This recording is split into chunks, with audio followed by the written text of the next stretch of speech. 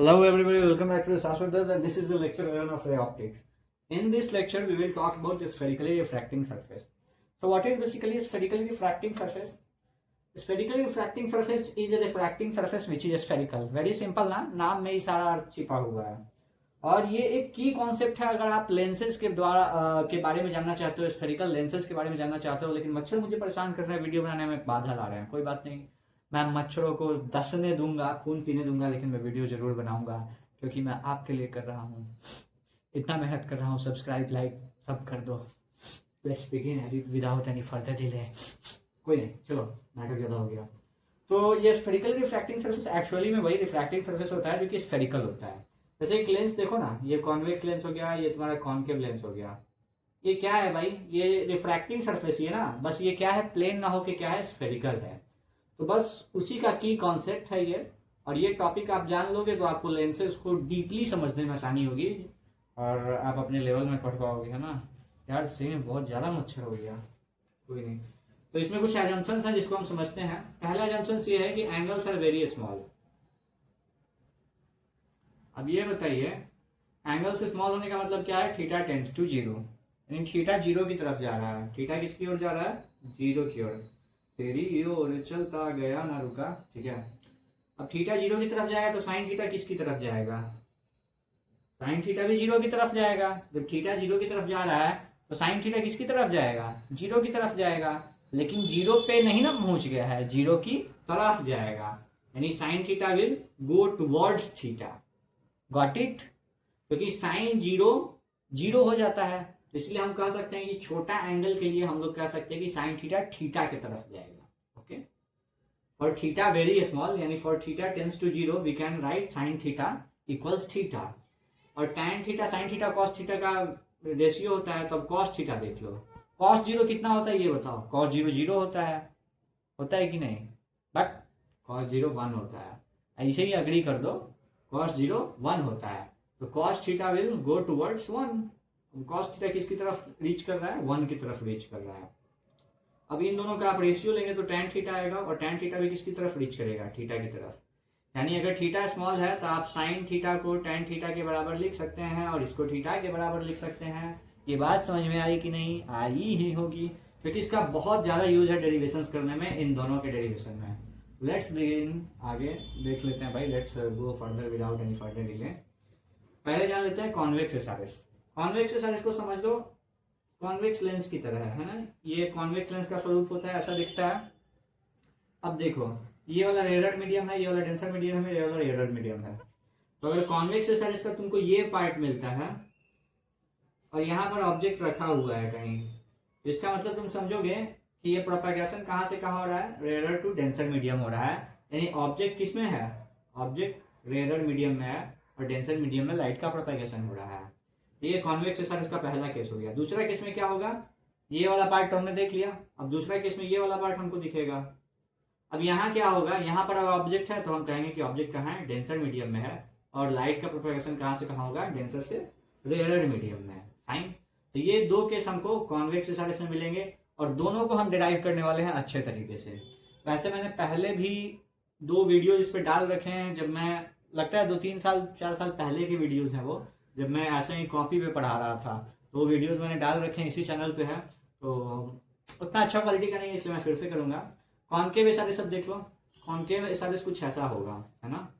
यहाँ भी rarer denser और रेयरर ऐसा इंटरफेस बनेगा। अब ऑब्जेक्ट को आप रेयरर मीडियम में रखिएगा तो आपको कुछ ऐसा दिखेगा, ऐसा दिखेगा ना। ऑब्जेक्ट को अगर डेंसर मीडियम में रखिएगा तो आपको कैसा दिखेगा? आपको कुछ ऐसा दिखेगा, है कि नहीं? तो ये दोनों इंटरफेस इन केसेस में दिखेंगे। और खास बात बताऊं आपको, अगर आप एक का डेरिवेशन कर लेते हो तो दूसरा का डेरिवेशन आप बस ऐसे करोगे हो जाएगा, मतलब चुटकी बजाते हो जाएगा, ठीक है। तो एक का डेरिवेशन में जो रिजल्ट आने वाला है वही आप दूसरे में अप्लाई कर सकते हो। तो आप यार कॉन्वेक्स एसआरएस का डेरिवेशन स्टार्ट ही कर देते हैं। Let's begin. बहुत तो छोटा सा डायग्राम दिख रहा है, तो यार डायग्राम पहले जूम कर दो उसके बाद मैं बताऊं। तो देखो आपको डायग्राम दिख रहा होगा अच्छे से। तो ये देखो यहाँ पर ऑब्जेक्ट रखा हुआ है, यहाँ पर ऑब्जेक्ट है, ठीक है। ऑब्जेक्ट से रह जा रहा है, डिचुक डिचुक ऑब्जेक्ट से रह जा रहा है, और ये इसके सरफेस पे नॉर्मल हुआ है, ये इसके सरफेस पे नॉर्मल हुआ। अब देखो भाई ये नॉर्मल है, अब नॉर्मल है तो इस नॉर्मल को गिराया हमने और ये यहाँ क्या बन गया इसका, यहाँ बन गया इसका सेंटर ऑफ कर्वेचर। वैसा मान के चलो ये सेंटर ऑफ कर्वेचर की तरह का यहाँ काम कर रहा है, ठीक है। तो ऐसा मान लो कि ये सेंटर ऑफ कर्वेचर की तरह काम कर रहा है और मैंने यहाँ पर इस नॉर्मल को गिरा दिया। अब आगे देखो भाई, आगे मच्छर मर गया, ठीक है। उसके बाद आगे भाई ये जो रिफ्रैक्ट होके रे जा रहा है उसको हमने आई पॉइंट पे जाके गिरा रखा है, ठीक है। और एंगल कैसे कैसे सबटेंड हुआ है, अल्फा एंगल ऑब्जेक्ट के लिए सबटेंड हुआ है, बीटा एंगल इमेज के लिए, और गामा इमेज हुआ है नॉर्मल के लिए सबटेंड हुआ है। तो ये एंगल्स ध्यान में रखना है। एंगल ऑफ इंसिडेंस पता है, एंगल ऑफ रिफ्रैक्शन भी इधर दिख रहा है। ये म्यू2 मीडियम है, ये म्यू1 मीडियम है। Mu two is denser and mu one is rare. अब आते हैं अपने काम पे। हमने क्या किया भाई, यहाँ पर एक परपेंडिकुलर भी ढाड़ दिया, उसका नाम है के एम इज परपेंडिकुलर, जिसे हमने गिराया है और उसका काम पड़ेगा, क्योंकि हमें ट्रायंगल्स के काम है, ऐसे कर्व्ड सर्फेसेस के काम नहीं है। तो चलिए स्टार्ट करते हैं इसके डेरिवेशन को बिना किसी फर्दर डिले के। तो जूम आउट करो यार, बढ़िया, बड़ा बढ़िया कैमरा है यार। चलो, अरे यार गीली गीली धरती, कोई नहीं। अब देखो तो हम क्या करेंगे भाई, यहाँ पर स्नेल्स लॉ लगा देंगे। घोंगे वाला लॉ हर जगह काम आएगा। अप्लाई स्नेल्स लॉ एट के। अब लगेगा तुमको यार कि ये रिफ्रैक्शन का लॉ जो पढ़ रखा था हमने दूसरा वाला, कि sine i by sine r equals to mu two upon mu one, कितना इंपॉर्टेंट लॉ है ये सोचो भाई। सारा डेरिवेशन इसी के कारण हो रहा है, और कोई दूसरा आ रहा है कि नहीं, सब इसी कारण हो रहा है। तो जो भी आपका स्नेल्स लॉ है, 1 2 3 4 बाबा तेरी जय जयकार, सॉरी, आगे देखते हैं। तो भाई ये के हो जाएगा sine i upon sine r equals to mu two upon mu one हो जाएगा। एंगल्स बहुत छोटे हैं भाई, एंगल्स बहुत छोटे हैं। तो आप लिख सकते हो म्यू2 इंटू आर इक्वल्स टू म्यू1। अरे यार सीधा लिख दो म्यू1 आई इक्वल्स टू म्यू2 आर, कोई दिक्कत ना है भाई, अपने छोड़े हैं। आगे देखते हैं। आगे भाई ट्रायंगल बचपन में पढ़ रखा है यार, ट्रायंगल का कॉन्सेप्ट लगाए गुरु। तो चलिए लगाते हैं कॉन्सेप्ट ट्रायंगल का। ये देखिए एक बड़ा सा यहाँ ट्रायंगल बन रहा है, देखिए आपकी नजरों से नहीं बचना चाहिए। के ओ सी, क्या नाम है इसका, के ओ सी, कोसी, बिहार का शोक कहा जाता है, के ओ सी। इसमें alpha plus gamma equals i लिख सकते हैं। In K O C alpha plus gamma equals i लिख सकते हैं। नॉइज आ रहा है क्या, पता नहीं यार, तुम लोग जवाब थोड़ी दोगे। Alpha plus gamma equals i लिख सकते हैं। आगे देखो गुरु, ये बीटा है, ये आर है। अब बीटा आर को आप जोड़िएगा तो गामा के बराबर नहीं होगा, बिल्कुल होगा। बीटा और आर को जोड़िएगा तो गामा के बराबर होगा। Also beta plus R equals gamma. अब देखो भाई, सिंपल सा फंडा मेरे को दिख रहा है, और वो सिंपल सा फंडा क्या है पता है। देखो इसको हम ऐसा चेंज कर सकते हैं क्या, I minus alpha equals gamma, और ये वाला है beta plus R equals gamma, है ना। अब इन दोनों को जोड़ दो, कोई फायदा है क्या, कोई फायदा है इस बात का, बिल्कुल नहीं, फिर भी करेंगे हम। फिर जो है इसको आर बना दो, सबसे बढ़िया इसको आर बना दो, ठीक है। इसको आर बना दो यार, इसको आर बनाओगे क्या हो जाएगा, इसको आर बनाओगे तो ये बन जाएगा गामा माइनस बीटा, ठीक है। और ये आई है ही, अब इसमें भर दो, इसको भरने आता है ना, मुझे आता है म्यू1। और आई क्या है भाई, आई कहाँ है यार, अच्छा ठीक है, अल्फा प्लस गामा इक्वल्स म्यू2 कहाँ है भाई, म्यू2 देख भाई, म्यू2 आर की वैल्यू गामा माइनस बीटा। अब सबकी वैल्यू डालो यार। अब हम क्या लिख सकते हैं, अल्फा को हम टैन अल्फा लिख सकते हैं, और बीटा को टैन बीटा लिख सकते हैं, गामा सबको टैन टैन लिखना है, और क्या, चिल चिल, ठीक है। टैन टैन सर्कल की तो अल्फा टैन क्या हो जाएगा, टैन अल्फा करोगे तो क्या आ जाएगा, पी अपॉन बी करना है, तो के एम म्यू1 के एम अपॉन मच्छर, यार आज यार मच्छर बहुत परेशान कर रहे हैं, के एम अपॉन ओके ओके, और टैन गामा लिखोगे भाई तो P क्या है यहाँ भी KM है कमीना, और फिर आ जाएगा by KC equals mu two gamma की तरह। भाई गामा ये था ना, हाँ, तो इसी को चिपका दो इधर। माइनस बीटा अभी तक नहीं मिला है भाई, बीटा पे आओ। बीटा क्या है भाई, बीटा 3। कोई बात नहीं भाई, कुछ तो गड़बड़ हो गया, और ऐसे गड़बड़ हो गया से भाई। नहीं सही है, सही है, सही है भाई। टैन बीटा ले लो भाई, टैन बीटा लोगे तो क्या हो जाएगा, MI अपॉन KI। नहीं KM अपॉन KI। भाई मैं पागल हूँ, टैन की जगह साइन लिए जा रहा हूँ। सबका भाई खोपड़ी खाली हो गया मेरा, ठीक है, सबका खोपड़ी खाली है, मेरा ही खाली है ना। उल जरूर बोल रहे यार। KM अपॉन यहाँ क्या हो जाता है यार, KM अपॉन बी क्या है, OP है भाई, OP भाई OP OM होगा, OP नहीं OM, ठीक है। फिर यहाँ KM अपॉन क्या हो जाएगा, गामा के केस में KM अपॉन MC हो जाएगा। फिर यहाँ पे KM अपॉन MC, और बीटा वाले केस में KM upon MI। Mission impossible. अब सही दिख रहा है, इसे कट करने की जरूरत पड़ेगी क्या? नहीं यार, तुम लोग समझदार हो। अब क्या है भाई, एक ही बताया था ना, शिट, एक ही एजम्पशन बताया था मैंने। दूसरा एजम्पशन ये भी होता है ना कि अपर्चर स्मॉल लेते हैं। अपर्चर स्मॉल लेंगे तो P और M क्या हो जाएगा, कॉन्साइड कर जाएगा। तो चलो कॉन्साइड करा देते हैं। KM की जगह KP लिख सकते हैं, है कि नहीं गुरु, क्या ही दिक्कत है। उसके बाद OM की जगह OP लिख सकते हैं, OP भाई OP। फिर यहाँ KP लिखो, M की जगह PC लिख दो, सब M की जगह P लिखा जाए, सब M की जगह P लिखिए।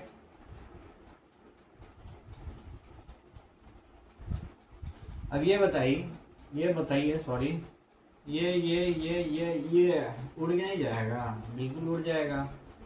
अब OP क्या है ये बताओ भाई, OP क्या है, OPU है ना।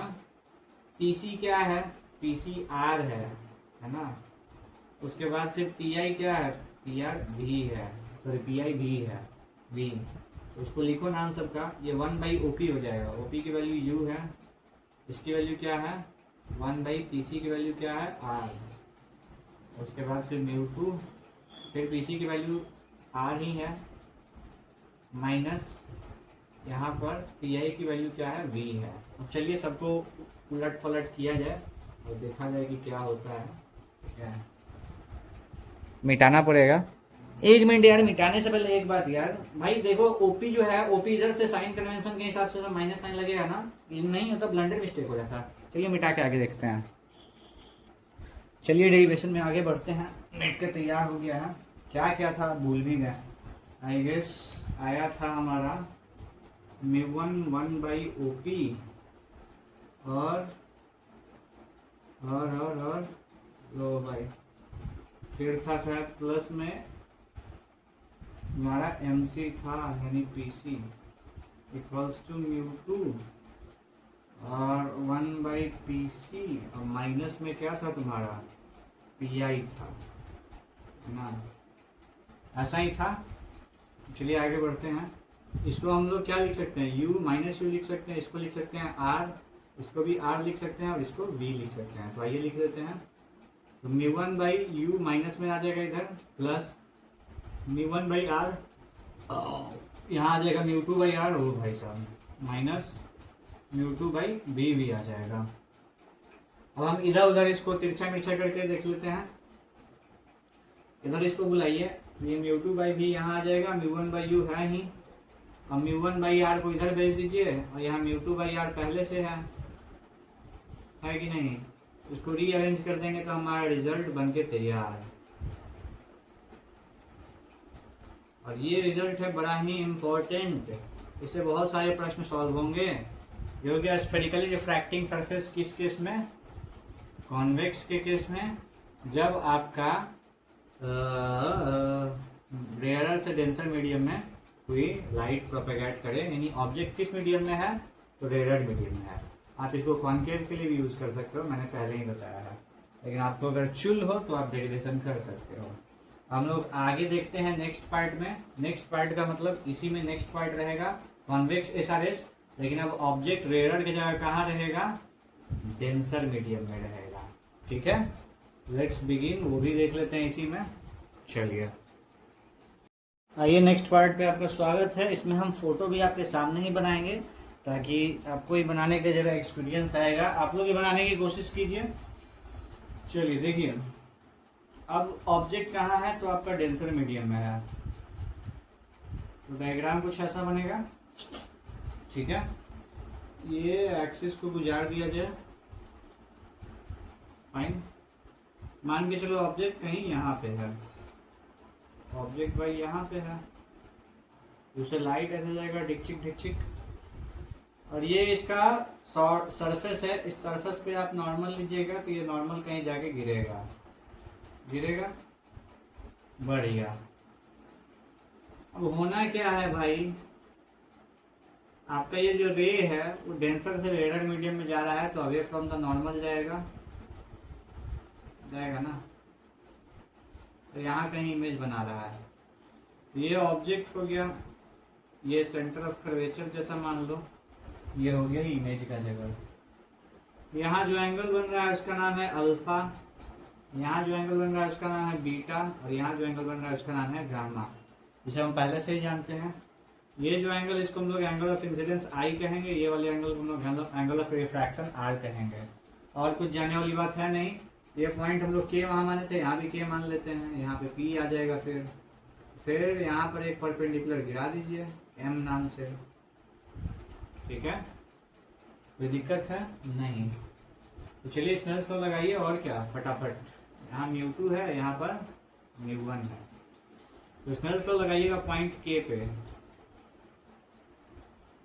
तो उससे हमको क्या रिजल्ट मिलेगा कि sine i upon sine r equals μ1 upon μ2। Second medium का रिफ्रैक्टिव इंडेक्स अब क्या है, μ1, तो इसका ध्यान में रखना है। ठीक है, हम लोग इसको μ1 कहे हैं तो μ1 को ध्यान में रखना है। अब आगे देखिए, आगे क्या होगा, आगे आप इसको लिख सकते हैं μ2 आई इक्वल्स μ1 आर, ऐसा लिख सकते हैं। अब इसमें हमको भरना है, तो चलिए देखते हैं, ट्राइंगल्स लेते हैं, कंसीडर करते हैं। तो सबसे पहले कौन सा ट्राइंगल कंसीडर करें, तो सबसे पहले हम लोग ट्राइंगल एक कंसीडर करते हैं जिसका नाम है आपका के सी एम नहीं, के सी एम नहीं यार, हाँ के सी आई। तो के सी आई में आप देख रहे हैं गामा प्लस बीटा बराबर कौन आ रहा है, आर आ रहा है। तो आप यहाँ लिख सकते हैं गामा प्लस बीटा बराबर आर है। फिर आप आगे देखेंगे तो आपको आगे मिलने वाला है कि alpha plus i equals to gamma है, alpha plus i equals to gamma, यानी इसमें से हमको आई को बाहर निकालना पड़ेगा। फिर से आई तो gamma minus alpha equals i आ जाएगा। अब वैल्यू जरा पुट करके देखिए इसमें, तो आपका आ जाएगा μ2 into gamma minus alpha equals μ1 into R कितना है, गामा प्लस बीटा। अब हम लोग जानते हैं कि ये सब कैसा कॉन्सेप्ट है, यहाँ एंगल छोटा है तो ये सब tan बन जाएगा। तो हम लोग लिख सकते हैं ना μ2 tan gamma minus tan alpha equals μ1 tan gamma plus tan beta, ऐसा हो सकता है। बढ़िया, अब हम लोग सबका वैल्यू डालें। tan गामा क्या हो जाएगा, देखो यार tan गामा क्या हो जाएगा, तो tan गामा आप लिखोगे तो आ जाएगा P क्या है यहाँ पर Km, और B क्या है Cm, minus tan alpha. tan alpha कहाँ है गुरु, यहाँ है, तो उसको आप लिख सकते हैं Km अपॉन OM।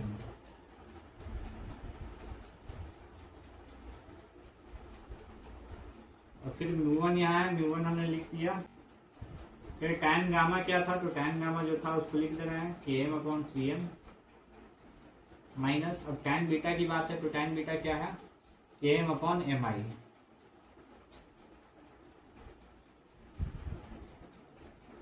अब चलिए जरा काटा कुटी का काम यहीं पे कर लें, तो करिए ना, ये तो हटिए जाएगा ना, इसको कुछ नहीं करना है। अब ये बताइए, अब अपर्चर स्मॉल था तो ये सब m की जगह क्या लिख देंगे, p लिख देंगे सबकी जगह, क्योंकि m और p साथ में कोइंसाइड करेगा, तो सब m की जगह हमने क्या किया, p लिख दिया। ऊपर तो कटिए गया नहीं तो उसको भी लिख देते हैं। अब हम लोग पलटेंगे, और पलटेंगे क्या, ऊपर वाला मिटा के उसका लिख देते हैं, और क्या। तो मिटाने वाला जुगाड़ कहाँ है गुरु, मिटाने वाला पॉज करना पड़ेगा आई गेस। चलिए मिटाते हैं इसको।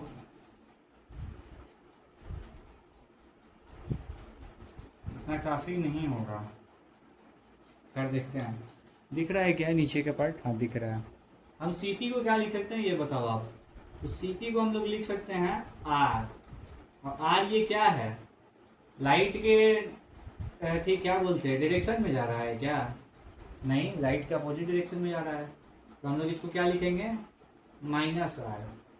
OP क्या हो जाएगा, OP बाई OP ये हो जाएगा -U, और फिर CP यहाँ -R, और PI क्या हो जाएगा, +V।